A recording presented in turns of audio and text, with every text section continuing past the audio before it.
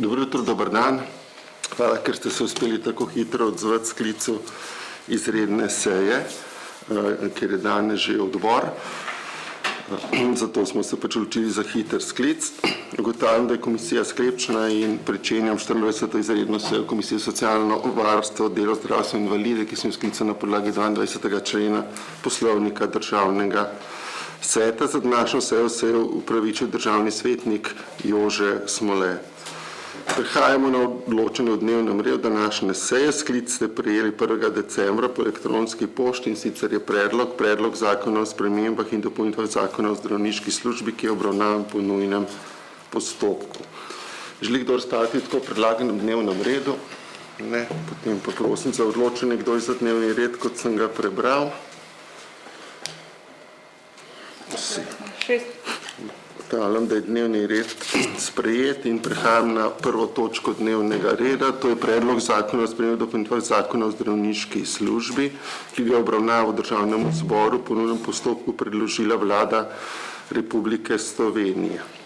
Povezavi do vsebine predloga zakona ste prejeli sklicem seje, naknadno pa po elektronski pošti 3. decembra še stališče Združenja zdravstvenih zavodov in njihov pisno opredelitev do predloga zakona, ki ga bomo povzeli v mnenju komisije. Zdaj pa besedo predajam za predstavitev zakona predstavniku predlagatelja, državnemu sekretarju, magistru Francu Vindišarju. Dober dan, izvolite. Ja, dobro jutro.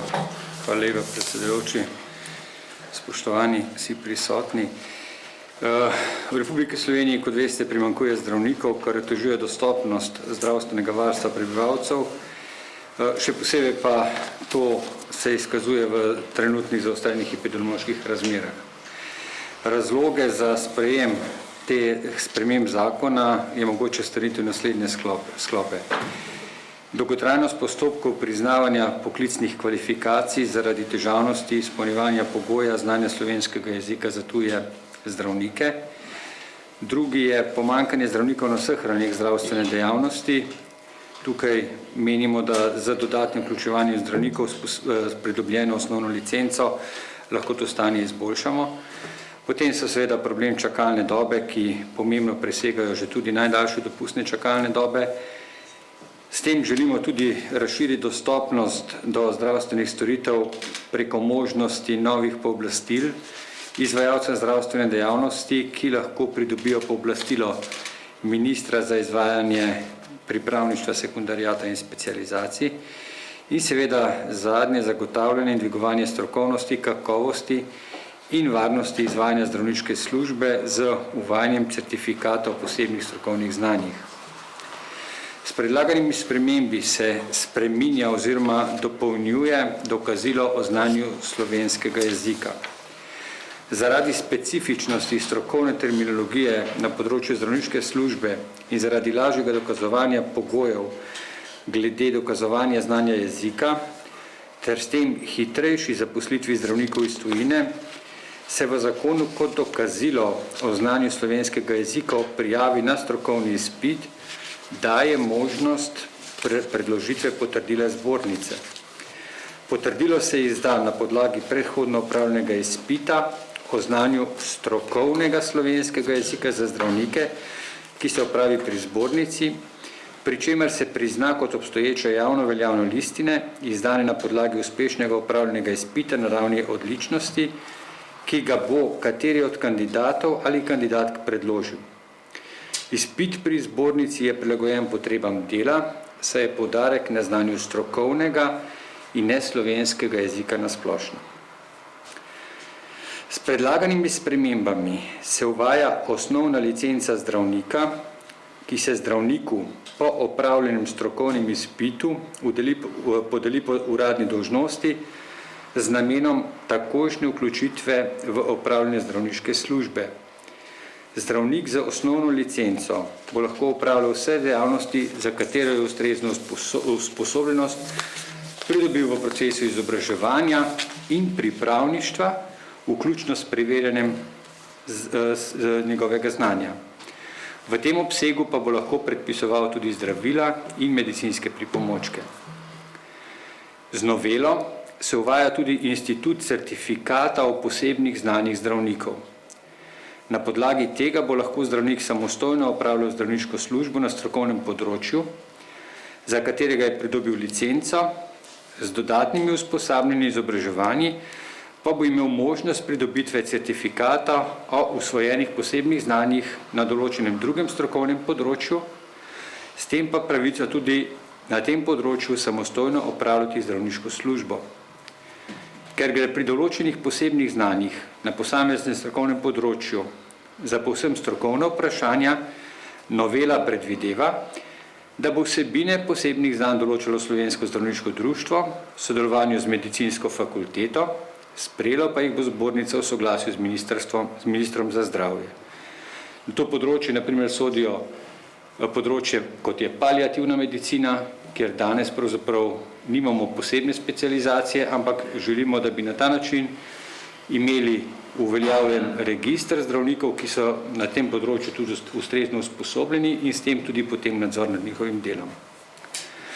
S predlaganimi spremembami se zaradi zagotavljanja celovite skrbi glede na izobraževanje in usposabljanje zdravnikov pri zbornici izvajanje strokovnih izpitov iz Ministrstva za zdravje prenaša na zbornico.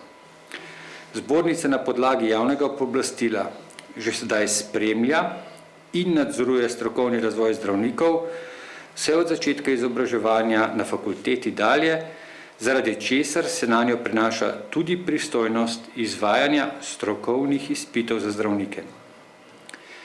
Ker so v obravnavanem predlogu zakona o spremembah zakona o zdravniški službi predlagane spremembe, s katerimi se preprečuje težko popravljive posledice za delovanje države, saj se želi omiliti posledice oziroma zmanjšati negativne učinke pomanjkanja zdravnikov na dostopnost do zdravstvenega varstva, smo predlagali, da se novela sprejme po nujnem postopku. Hvala lepa. Gospod državni sekretar, sprašujem vas, gospa Šapec, Zdravniška zbornica Slovenije, želite kaj dodatno pojasniti? Izvolite. Hvala lepa, dober dan, jaz sem Tina Šapec, generalna sekretarka na Zdravniški zbornici. Sem pa sicer na zbornici že 23 let in ves čas pokrivam področje registra pripravništva, sekundarijata, specializacij pa licenc. Državni sekretar je lepo predstavil spremembe. Mogoče sam kakšen par detajlov pri posameznih postavkah, naprimer pri slovenskem jeziku, enako kot je omenil državni sekretar, gre za to, da so bile trenutno z načinom preverjanja znanja, kot je veljal do zdaj, postavljali nerazumne ovire za dostop zdravnikov v Slovenijo. Največ težav jim je povzročal pisni del izpita, ki je bil sestavljen iz prostega spisa. In te zdravniki so recimo mogli pisati o prekarnem delu, čebelarstvu v Sloveniji, gojenju oljne repice in podobno.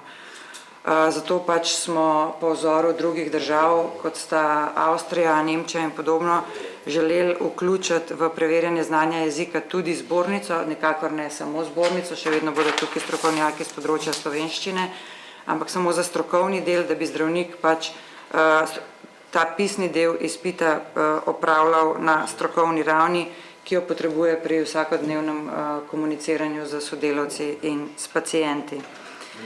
Kar se tiče prenosa strokovnih izpitov pa obveznega dela sekundarijata, tako kot je povedal magister Vindišar, zbornica že zdaj pokriva praktično vse od zaključka študija do dokler zdravnik aktivno dela in želi imeti podaljšano licenco, se pravi pri pripravništvu trenutno skrbimo za pooblaščene ustanove, za razporejanje pripravnikov, za imenovanje nadzornih mentorjev, pri specializacijah enako, s tem, da pri specializacijah imamo tudi čez opravljanje specialističnih izpitov in potem dodelitev kreditnih točk, ki so potrebne, se pravi ocenjevanje strokovnih izobraževanj in dodelitev kreditnih točk, ki so potrebne za podaljšanje licence.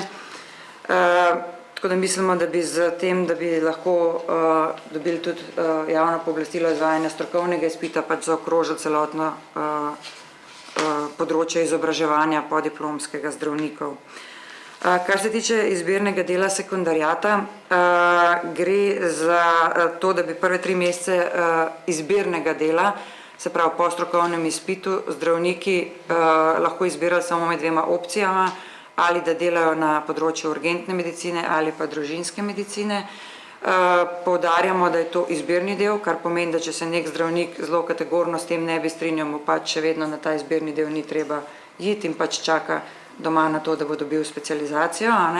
Če bi se pa za to odločil, se nam zdi pa zelo primerno, da pokrijemo te dve področji, ker gre definitivno za javni interes. To te dve področji sta zelo deficitarni, tukaj imamo tudi že leta in desetletja manj upisanih kandidatov na specializacije, kot je razpisanih prostih mest. Nenazadnje se nam zdi pa pomembno tudi zaradi tega, da se vsi mladi srečajo s primarno ravnjo, ker recimo po trenutnem pripravništvu se kroži samo po obeh UKC-jih in v splošnih bolnišnicah in če se nekdo na izbirnem delu sekundariata za primarne odloči, primarja sploh ne spozna. Je pa za vsakega specialista, ki dela na terciarno, pomembno, da pozna tudi delo primarja in da bo mogoče kasneje kot specialist lažje z njimi komuniciral. Kar se tiče osnovne licence, je že povedal magister Vindišar. Pri posebnih znanjih gre za dokazovanje strokovne usposobljenosti zdravnika za samostojno opravljanje zdravniške službe na strokovnem področju, ki ni zajeto v posameznem programu specializacije. Večinoma gre za interdisciplinarna področja, ki jih pokriva več specializacij. Poleg geriatrije, ki jo je sekretar omenil, so recimo tukaj še paliativa, potem kronične rane, bolnišnične okužbe, elektrofiziološke metode, akupunktura in podobno. To so metode, ki jih trenutno uporabljajo zdravniki več specialnosti, v resnici pa zato, da bi jih lahko uporabljali, nimajo ničesar primerljivega v roki. Kot veste, zdravnik lahko upravlja svojo zdravniško službo v mejah licence. Meje licence so pa postavljene za vsebino specializacije, ki jo je opravil. Ampak težava je v tem, da so specializacije nekatere zastarele, nekatere so stare že celo 20 let. Medicina je pa živa stvar, ki se nenehno spreminja in se pač uvajajo nove metode in načini zdravljenja in podobno. In na tak način bi tudi zdravniku, ki bi tako certificirano znanje pridobil, dal neko varnost, po drugi strani pa varnost pacientom, ki bi k takim zdravnikom prišli, da bi vedeli, da ima pač podeljen certifikat strani zbornice. Kar je pomembno pri teh certifikatih, smo omejili tudi na znanja, ki bodo trajala najmanj 1 ali 2 semestra. To bo pri vsakem znanju posebej opredeljeno. Se pravi, to ne bojo več 3-dnevni tečaji ultrazvoka v Zagrebu, ko bo nekdo rekel, zdaj pa jaz delam ultrazvok abdomna, pa bo pač tako neko potrdilo, ki ga je v tujini pridobil, obesil v svojo ordinacijo. Po drugi strani je pomembno, da so ta posebna znanja vezana na veljavnost licence, ker brez veljavne licence zdravnik ne more opravljati zdravniške službe, kamor bo sodilo tudi področje posebnega znanja.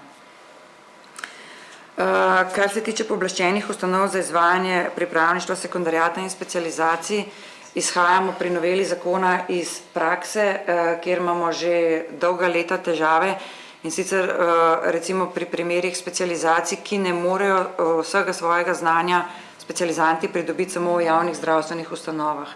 Če vam dam za primer specializacijo z medicine dela, prometa in športa, tukaj se bi morali zdravniki nujno usposabljati tudi na ZZZS-ju, kjer ocenjujejo delazmožnost pacientov oziroma delavcev, na SPIZ-u, kjer je nujno delo z zdravniškimi komisijami, potem na okoljevarstvenih organizacijah, kjer tudi področje medicine okolja pokrivajo, pa recimo nenazadnje na fakulteti za šport, ker je tudi medicina dela, prometa in športa in drugih športnikov in podobnih zadev ne morejo spremljati in pridobivati znanja.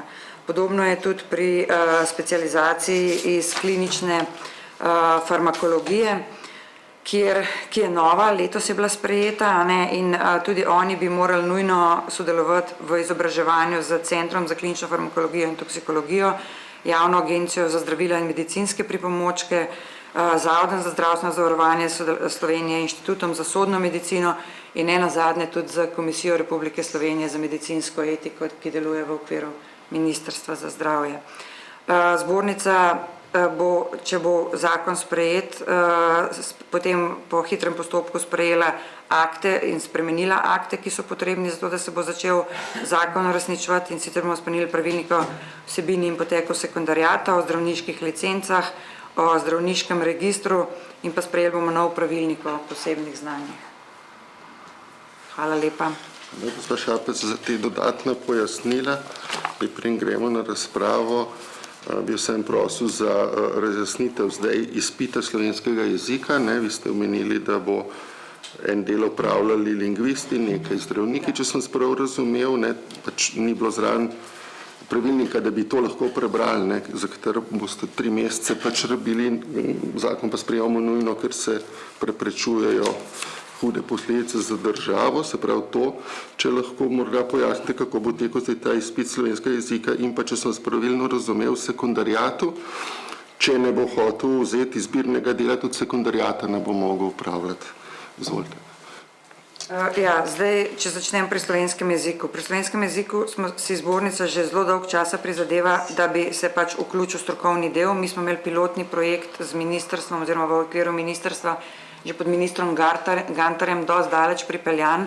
Na naši strani je kot nek lingvistični strokovnjak sodeloval profesor Ihan in smo že naredili nek pilotni projekt z filozofsko fakulteto, kako ne bi to preverjanje znanja jezika zgledali. Takoj, ko bo pa zakon sprejet, se bomo pa lotili že pač čist dejansko opravljanja preizkusa znanja. Ponavljam, da bo še vedno razen zdravniške terminologije bo uporabljena samo pri ustnem delu in pri prostem spisu, ki ga morajo oni opravljati. Zdaj 3 mesece se nam zdi nekje razumen rok, da se na hitro sestanemo in da lahko prvi že začnejo po novem opravljati izpit. Zelo težko je delati stvari vnaprej na zalogo, tako kot sem rekla, da smo pod ministrom Gantarjem to že do neke meje pripeljali, potem, ko je bilo treba pa ta pilotni projekt financirati, se je pa vse ostavilo. Tako da bomo poskrbeli za to, da če se bo dal še prej kot v 3 mesecih, bomo za slovenski jezik še prej kot v 3 mesecih to naredili. Kar se tiče sekundarijata, je pa tako. Sekundarijat je pojem, ki zajema prvih 6 mesecev pripravništva in potem izbirni del sekundarijata. Se pravi, obvezni del sekundarijata lahko vsak opravlja, ne glede na to, a se bo potem za izbirnega odločil ali se ne bo. Če se bo pa za izbirnega odločil, kar se odločajo večinoma iz 2 razlogov, ali zato, ker čakajo na specializacijo, ki se jo želijo pa na razpis, ali pa zato, ker še niso popolnoma prepričani, katero specializacijo bi želeli v nadaljevanju opravljati in si grejo pogledati na ta področja, ki jih zanimajo. Se pravi, če bo želel po obveznem delu 6 mesecih pripravništva in strokovnem izpitu še na izbirni del, bo pa 3 mesece obveznega ali urgentna medicina ali družinska medicina.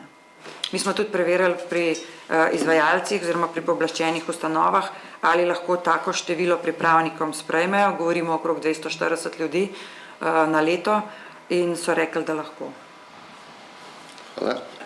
Odpiram razpravo. Izvolite, državni sekretar. Če lahko jaz sem tukaj še dopolnim. Žal zdaj prihaja do tega, da zdravniki po opravljenem strokovnem izpitu dela na primarnem nivoju sploh ne vidijo.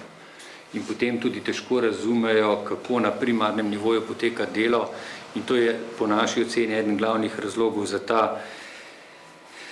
te napetosti, ki se pojavljajo med primarnim, sekundarnim in terciarnim nivojem in ravno s tem, da se zdravnike vključi v delo primarnega nivoja, računamo, da bi lahko vsaj delno izboljšali te odnose, ki so sedaj zaradi teh različnih nivojev pogosto in predvsem nepoznavanja dela, kajti zdravnik na primarnem nivoju nima zadaj vse široke diagnostike, ki je seveda v bolnišnicah na voljo, je potem to pogosto vzrok slabih medsebojnih odnosov in zapletov, tudi pri zdravljenju. Hvala. Hvala. Idemo razpravo. Doktor Gams, izvolite.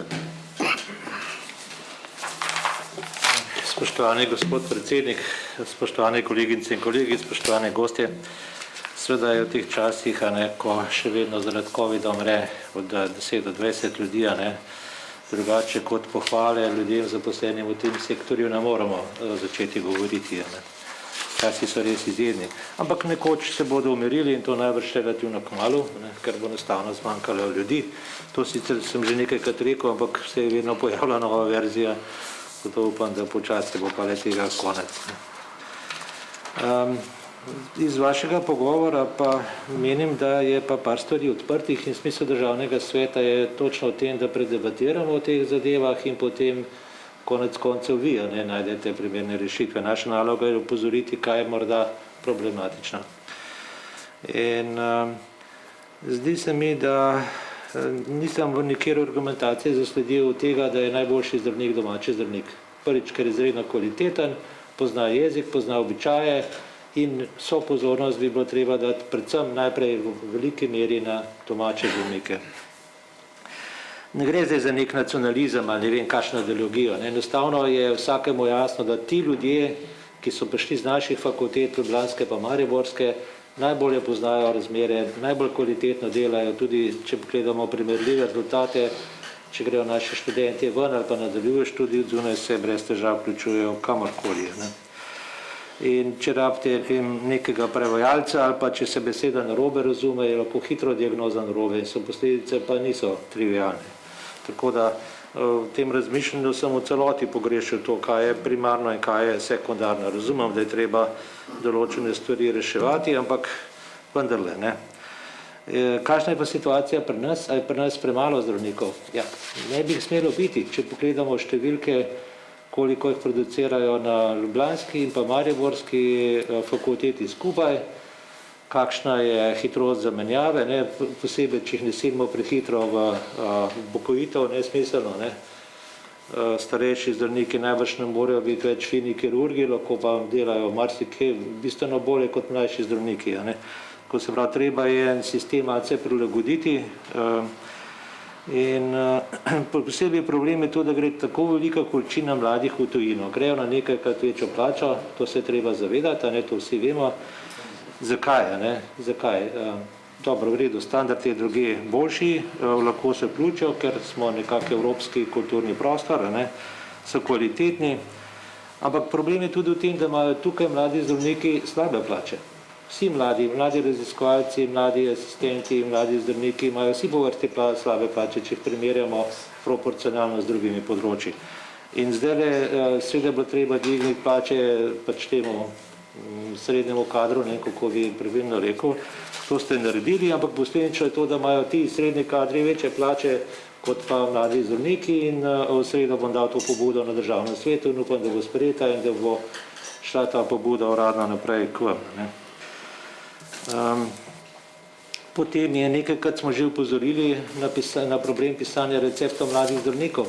Treba se zavedati, da po diplomi grejo lahko recimo inženirji ali pa drugi takoj v službo, mladi zdravniki imajo pa še kar dolgo področje usposabljanja in takrat jim z nerazumljivega razloga jim ne dajete, po mojem mnenju, tistih privilegijev, ki bi jim lahko, ki jih ostali zdravniki imajo.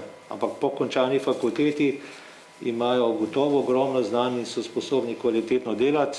Ne vem zakaj, ko ste govorili o slabih odnosih, to so sistemsko slabi odnosi, mlade zdravnike podcenjujete na vseh korakih. Zdaj se pravičujem, če sem tako grdo povedal, ampak skušam opozoriti, kje je problem in kam bi veljalo usmeriti pozornost. Ne razumite tega kot kritiko, ampak kje bi bilo potrebno stvari izboljšati. Večkrat smo že rekli to, da vsak, ki pri nas diplomira in gre v tujino, odnese nekaj 100 000 evrov ven. Toliko je stalo šolanje. In ni nobene varovalke. Ampak vendar je država dala denar, da so se ti ljudje šolali. V Ameriki se zadolžujejo za desetine let naprej, zato da potem lahko pokrijajo stroške študija. Pri nas je študij zastonj, ampak mi ga pokrijemo z lastnih žepov in zato bi lahko pričakovali, da bodo zdravniki, ki se z našega denarja šolajo, da bodo potem skrbeli za nas. Ne pa, da grejo v tujino in moramo potem, oprostite, iskati neko nadomestno rešitev in neke, po domače reče, te mašimo z nekimi dodatnimi problemi. Še naslednja stvar me je zmotila, namreč, ko ste govorili o slovenskem jeziku, tudi nisem slišal ene pozitivne besede o tem, kot da je to nekaj ne bodi ga treba, to je neka obteževalna okoliščina, dajmo to nekako razrešiti, ja pa ni tako, ne moremo tako delovati do našega jezika, naše kulture, našega zdravstva, znanosti in tako naprej. Tako da jaz menim, da v redu, če je to tako nujno, da se to uredi, najbrž imate številke razloge, jaz jih sicer sam ne poznam, ker se mi zdi, da globalno gledano brez korone tega ne bi smelo biti, če bi smotrno gospodarili, ampak vizija bi morala biti, da se vzpostavi kvalitetno in smotrno gospodarjanje in da državljani, vsi mi dobimo, če že šolamo dobre mlade zdravnike, da so kvalitetno plačani, imajo primerne odnose in pristojnosti in da dejansko delajo večinoma tu, a ne se nekaj izmenjava s tujino, ni nič slabega. Še enkrat bi rekel na koncu, se pravi, ne vzemite prosim tega kot kritiko, ampak vzemite tisto, kar mi kot zunanji opazovalci vidimo, da nekako v tem celotnem sistemu bi bilo treba poboljšati. Včasih, ko si notri v gozdu, ne vidiš gozda z vrha. Hvala lepa. Hvala, dr. Gams.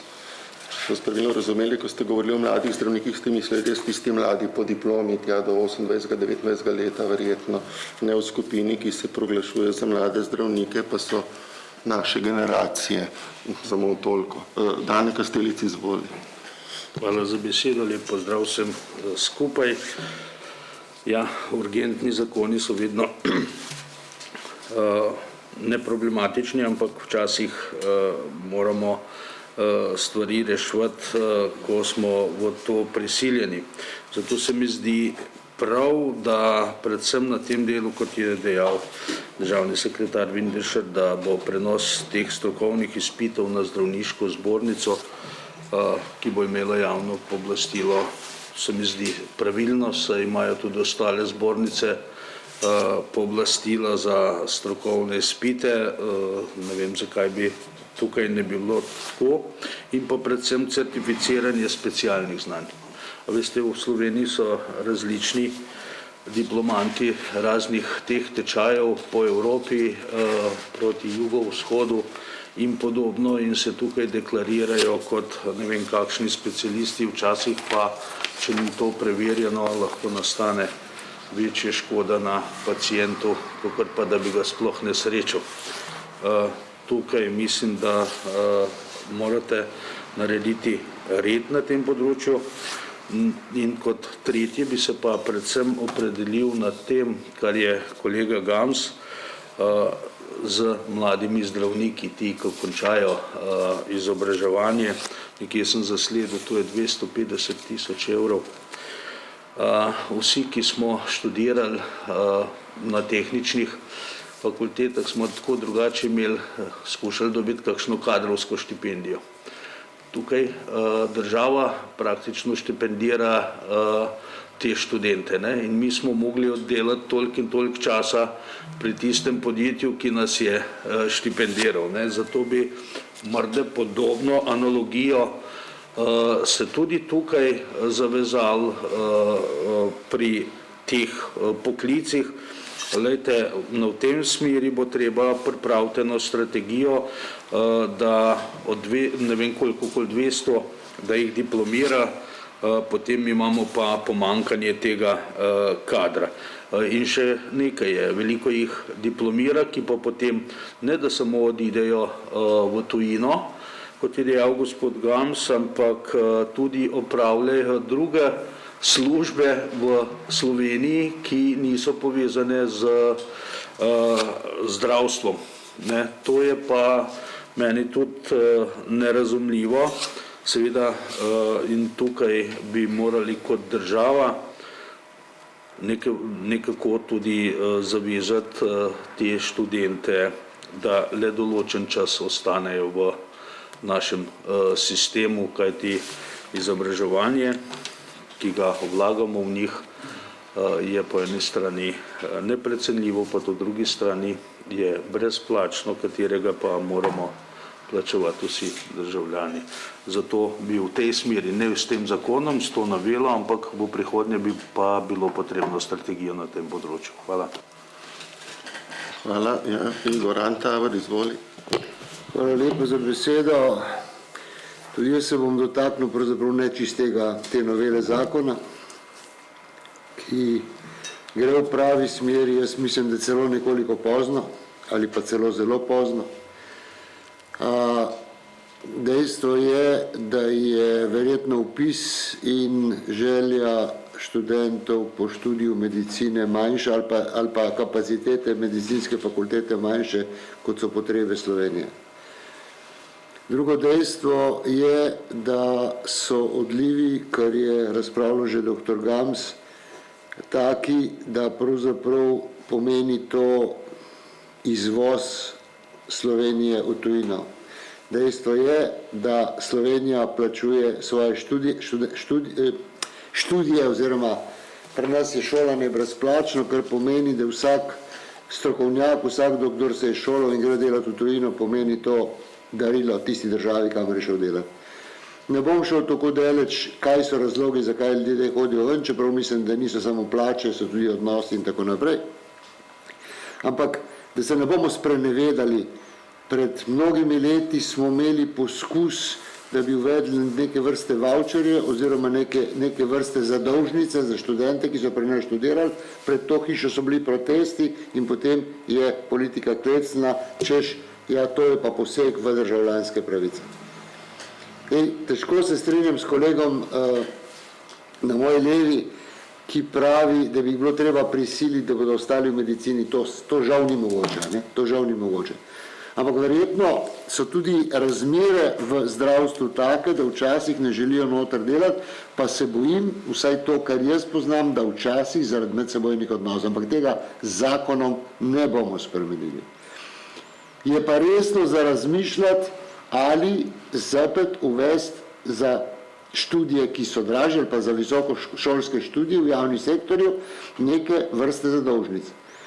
Jaz sem bil precej let član ene delovne skupine oziroma sodelovalnega telesa v Evropi za delavce migrante, ko smo jaz, Portugalci, recimo Italijani, Španci razpravljali o tem, da bi moral, če lahko vsak športnik dobi, bom rekel, oziroma klub, ki ga je ustvaril odškodnino, zakaj ne bi mogli tega istega narediti. Kaj mislite, kjer države so v luft skočile? To pa ne. Nemci, Francozi, Angleži, pa Skandinavci. Tisti, ki pravzaprav imajo največji dobiček od tega. Ne? Zato zdaj sanjati o tem, kako bomo mlademu človeku onemogočili, da bo šel nekam v tujino delati, je napačno. Ne? Treba se pa vprašati, če je družba, to se pravi vsak davkoplačevalec, financiral tvoje znanje, potem svoje oddelek, pa ne zato, da boš vrnil samo štipendija. Ne? Vsak študij nekaj stane, vemo pa za medicino, kolega, jaz mislim, da je 250 že ni več dosti za študente medicine. Ne? In morate vedeti, cikl izobraževanja študentov medicine je pravzaprav najdaljši. Ne? Če mi to isto opravimo z uvozom delovne sile, bomo v enakem položaju kot razvitejši Zahod, ki pravzaprav v narekovaju krade naše kadre. Potem moramo storiti samo to, da ne bomo razpravljali, da bodo ti ljudje lahko tudi zaradi jezikovnih barijer varno opravljali svoje delo za pacijente. To je vse znanje. Tako da jaz nimam nobenega pomisleka na ta zakon, je pa žal, zdaj bomo spet nekaj na pol rešili, ne bomo pa rešili tistega, kar je izvor. Tako da verjetno ta komisija danes ni mesto za to razpravo, mislim pa, da ne bo konec problema, ko bo ta novela zakona sprejeta. Hvala lepa. Prijav, še jaz bom tako rekel, da sem izjemno pozitivno presenečen, da zdravniške organizacije so začele umikati zavore, ki so bile na slovenskem trgu dela. Saj vemo, zakaj je bilo toliko preprek za prihajanje zdravnikov iz drugih dežel. Vemo tudi, da niso hodili k nam iz zahodnih skandinavskih dežel, ampak seveda iz območja bivše skupne države, da je to spoznanje prišlo, da se moramo odpreti, sicer bomo seveda zelo slabo vsi končali. Dolga leta veste, da je bil pač zaradi omejevanja vstopa na trg dela to razlog, da so se lahko tako ali drugače dvigovale plače. Kolegi, ki prihajajo iz drugih držav, da ne bi imeli znanja, težko sodimo, vedno je bil problem jezik. Tako da lahko verjetno kle pričakujemo, ali pa ne, pri nas je vse možno, da bo tu pot seveda olajšana in seveda znižanje iz C1 na B2 je kar velik korak, kjer se popolnoma koristno lahko in dobro komunicira, kajti če si kdo pogleda izpit za stopnjo C1, kljub maturi bi imeli danes verjetno veliko od nas, ali pa jaz sigurno bi imel kakšno težavo ga uspešno izpeljati, sej bi po moje še spisal, stalo pa vprašanje, kako bi se končalo, tako da vidim tu en korak naprej. Njega dni, to se bo državni sekretar verjetno spomnil, je bilo treba delati 5 let na primarnem nivoju osnovno zdravstvo, potem si pa lahko apliciral za specializacijo. Ni bil to, tudi zdaj, ko se pogovarjamo starejši specialisti, nekoliko drugače gledajo na te stvari, tako da ta prvi poskus, upam, da ne bo zadnji, se pravi, da bomo vseeno malce bolj stisnili, da bo treba spoznati vstopno točko gatekeeperja, ker potem dosti lažje razumeš kolege na primarnem nivoju, Včasih pa seveda tudi obratno, kolegi z primarnega nivoja bodo lažje sodelovali z sekundarnim ali terciarnim nivojem. Tudi posebna znanja so koristna zadeva, ko jih bodo pridobivali, jaz seveda upam, da bomo potem, zdaj pa govorim v imenu tistih, ki smo izvajalci, da bomo potem takega zdravnika lahko tudi naložili mu izvajati posebna oziroma postopke in zdravljenja, diagnostiko, za katerem je posebna zdravljena, da to zdaj ne koristi samo zato, da bojo pol popoldne hodili k privatnikom delati kirurgi ultrazvoke, dopoldne službi pa ne bo hodil. To govorim iz izkušnje COVID-a, kjer se je množica zdravnikov uprla iti delati na COVID-ne oddelke, češ da tega in tega ne znajo, čeprav je v eni od koordinacij predstojnica infekcijske klinike rekla, da ne nazadnje so se pa vsi na fakulteti kar nekaj naučili. Torej, upam, da bo to seveda koristilo potem tudi izvajalcem, kajti nastajajo določene seveda prazni prostori in bi jih potem seveda s tem lahko nadomestili. Tako da z moje strani seveda pripričan sem, da gremo tu v dobro smer, me seveda bomo veseli, če bo prišlo kar naenkrat 100 novih zdravnikov v Slovenijo, bojim se, da ne, ker ta bazen, na katerega mi na nek način se usmerjamo, je tudi že precej izpraznjen. Ker pa je bilo v preteklosti nekaj težav, ravno na strokovnem izpitu z področja urgentne medicine, in veste, da je takrat minister Gantar določene ukrepe povzel, upam, da se ta zgodba ne bo ponovila, ker je bilo takrat govora o nekih morebitnih nepravilnostih, izpitna vprašanja na Facebooku in podobno, da boste na zdravniški zbornici to ustrezno uredili. Če bodo isti ljudje, ki so prej izvajali, se bojim, da ne. Tako da to je del moje razprave. Želi kdo razpravljati? Ne, potem pa državni sekretar, gospa Šapec, če boste želeli še kaj. Izvolite. Hvala lepa. Dovolite, da saj na nekaj vprašanj odgovorim. Glejte, absolutno mi delamo vse na tem, da pomen domačega zdravnika ohranimo. To je tisto, kar je prvo, kajti nekdo, ki živi, ki je vzgojen v tem okolju, bo seveda tukaj lahko tudi največji doprinos dal. Ampak moramo povedati, da se vse skupaj pa odpira. In meni je izjemno žal, ko mi kolega, ki ga imamo kot mladega zdravnika, ampak se je pri svojih 30 letih odločil, da bo raje odprl pizzerijo, kot pa da bo naredil specialistični izpit iz interne medicine. To je nekaj, kar je zame zadnja luč, gori, rdeč alarm, nekaj je hudo narobe. Ampak še enkrat, tole je usmerjeno tudi v domače zdravnike. Potem, res je, plače zdravstvene nege so se zdaj izboljšale, kajti v zadnjih letih je bilo odhodov diplomiranih medicinskih sester iz sekundarnega in terciarnega nivoja, predvsem na primarni nivo in pa tudi izven zdravstva izjemno veliko. Nastale so določene neskladja zdaj za zdravniki.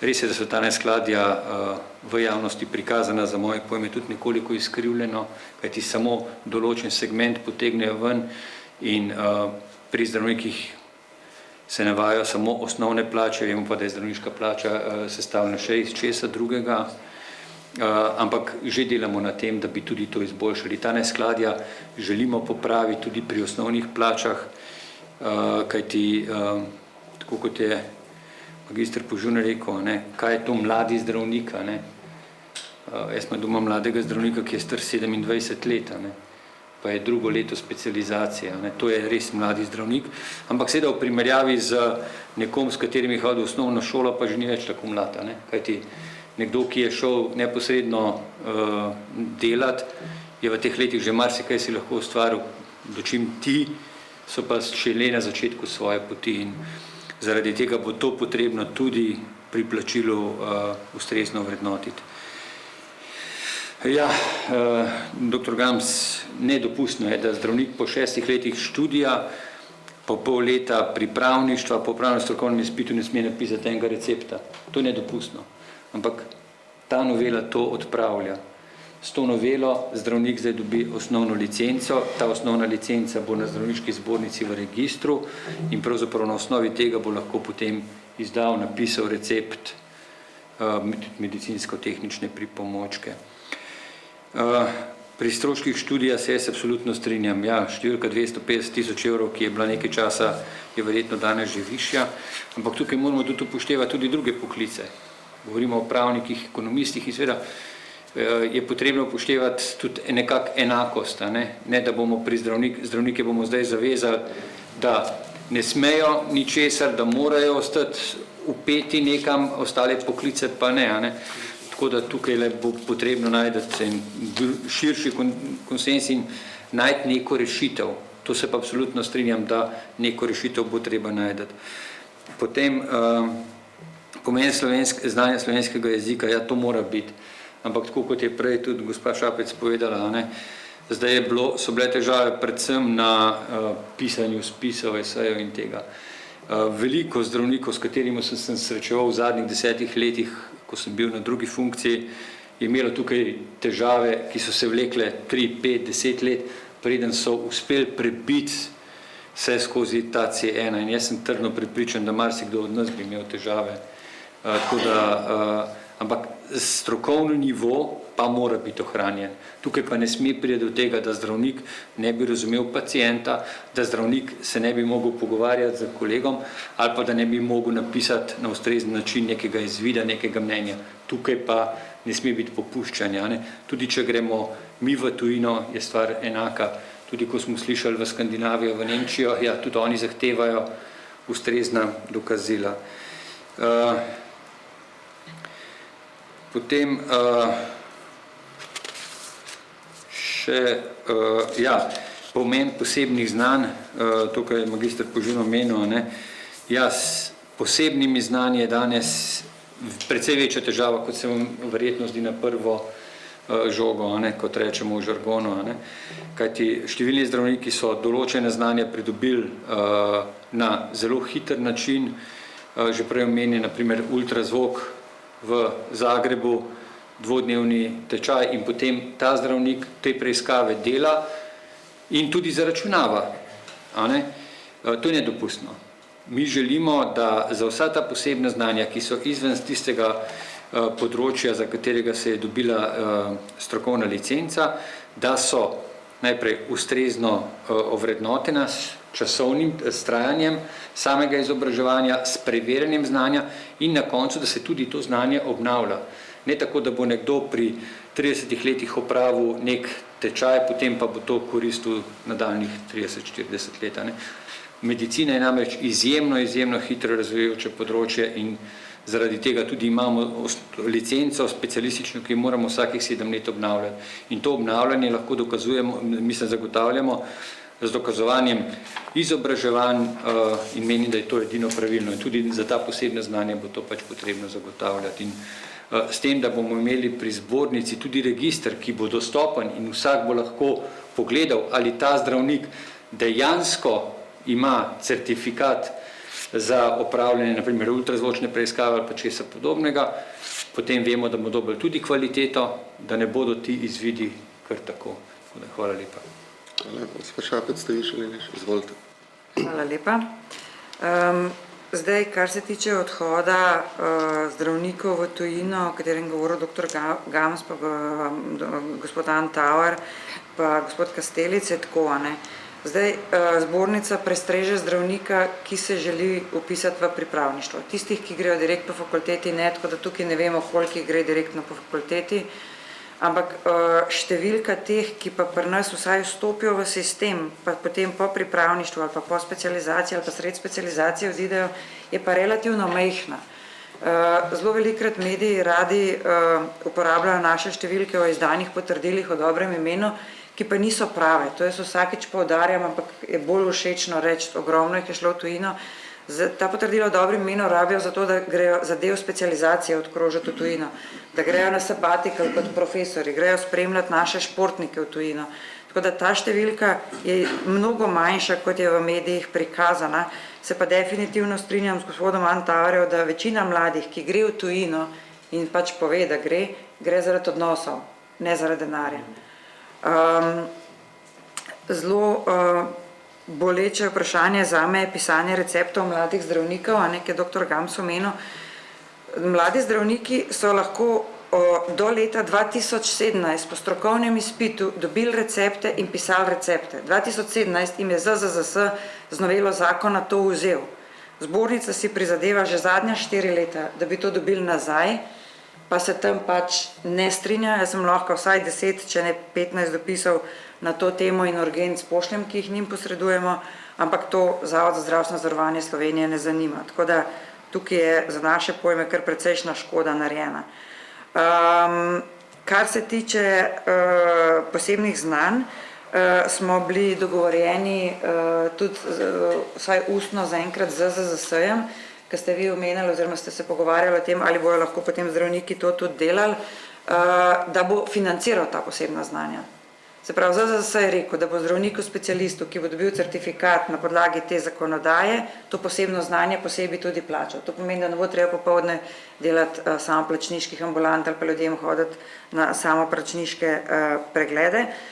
Pa mogoče še čist za zaključek taka pozitivna vest.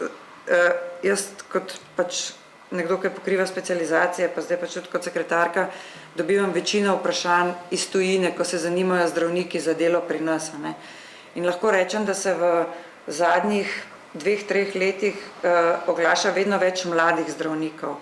Bilo je eno obdobje, ki je bilo to malo mešano, ali je bilo pa kar precej tudi nekih zdravnikov 50, 55, recimo iz Srbije ali pa kaj podobnega, ko bi prišli še malo sem. Zdaj se pa oglašajo tudi mladi in tudi vsakmu že na začetku napišem, da je potrebno visoka raven znanja slovenskega jezika in zdaj veliko napiše nazaj, nič hudega se bom pa naučil. Včasih je bilo to že dovolj, da naslednjega vprašanja ni bilo več. Jaz mislim, da smo na dobri poti, sigurno to ni sistemska rešitev. Zbornica na upis ali pa povečanje upisa na fakultete nima vpliva. Upamo pa, da se bo tudi tukaj kaj dal urediti. Kar se tiče pa zaveze, ki ste omenjali, da bi po fakulteti nekako moralo ostati v Sloveniji oziroma vračati sredstva, ta zaveza obstaja že od leta 2003, odkar ima zbornica čez pooblastilo vodenja specializacij za specializacije. Se pravi, ne za fakulteto, ampak po specializaciji. Vsak zdravnik, ki specializira za mrežo javne zdravstvene službe, se pravi, ali po starem za regije, ali po novem za nacionalni nivo, ali pa za določenega izvajalca, je dolžan najmanj enkratno časovno obdobje trajanja specializacije oddelati ali v regiji, če je bil regijski, na nacionalnem nivoju, se pravi kjerkoli v državi, ali pa pri tem konkretnem izvajalcu, ki je dal potrebo in dobil razpis specializacije. Tako da ta zaveza nekje že obstaja. Ne, hvala lepa. Hvala. Replika, ja, izvoli. Niti ni replika. Jaz sem bil dolgo leta član upravnega odbora in skupščine Zavoda za zdravstveno zavarovanje. Ni funkcija Zavoda za zdravstveno zavarovanje izobraževanje zdravnikov, ampak plačevanje storitev. To se pravi, dajmo tle en prestop. Isti problem smo imeli s terciarjem, ki zdaj delno zmanjšam, pa še vedno plačuje. Izobraževanje je v ceni opravljene storitve. Zavod za zdravstveno zavarovanje ni sklad, ampak je zavarovalnica za mene pod pacienta. Hvala lepa.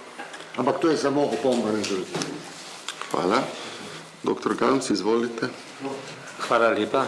Predvsem bi se zahvalil za zelo dobre odgovore, res odlično.